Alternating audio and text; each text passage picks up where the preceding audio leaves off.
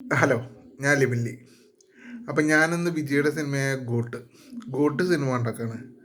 അതായത് പടം ഏറെ കാത്തിരുന്ന പടമാണ്. അതായത് കാത്തിരുന്നു എന്ന് പറഞ്ഞാൽ വൻ പ്രതീക്ഷയോടെ വൻ ഹൈപ്പോടുകൂടി വന്ന പടമാണ്.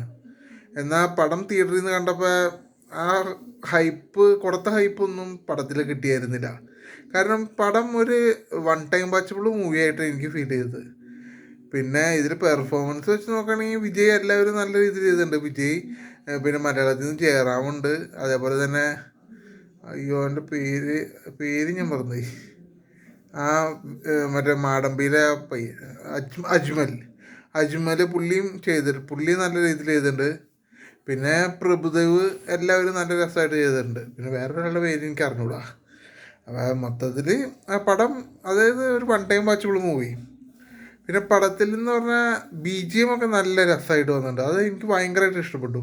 ബി ജി എം എന്ന് പറഞ്ഞാൽ അത് നല്ലൊരു അറ്റ്മോസ് തിയേറ്ററിൽ ഇരുന്ന് കാണുകയാണെങ്കിൽ ആ ബി ജി എം ഒക്കെ ശരിക്കും ആസ്വദിക്കാൻ പറ്റും. അത് ഉറപ്പാണ്. കാരണം നല്ല ക്വാളിറ്റിയിൽ ചെയ്തിട്ടുണ്ട്. പിന്നെ പിന്നെ പറയാനുള്ള കാര്യം എന്ന് പറഞ്ഞാൽ ഈ പടത്തിലാകെ 3 പാട്ടുകളുണ്ട്. പാട്ടുകൾ അനാവശ്യമായിട്ട് പടത്തിൽ കുത്തിത്തിരികിയ പോലെയാണ് എനിക്ക് ഫീൽ ചെയ്തത്. കാരണം ആ സിറ്റുവേഷൻ അങ്ങനൊരു പാട്ട്, ഒരു അടിച്ചുപൊളി പാട്ട് അത്രയും ഒരു ഉൾക്കൊള്ളാൻ പറ്റുന്നില്ല. അതായത് ഒരു സെൻറ്റി സീൻ കഴിയും അപ്പോൾ തന്നെ ഒരു അടിച്ചുപൊളി പാട്ട് അങ്ങനെയാണ് അതിൽ പാട്ടുകൾ പ്ലേസ് ചെയ്തിരിക്കുന്നത്.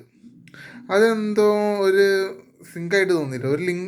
ഒരു സിങ്ക് വന്നുള്ള പടം മൊത്തത്തിലൊരു average one time watchable movie അങ്ങനെയാണ് എനിക്ക് ഫീൽ ചെയ്തത്. ബാക്കി നിങ്ങൾ കണ്ടു നോക്ക്.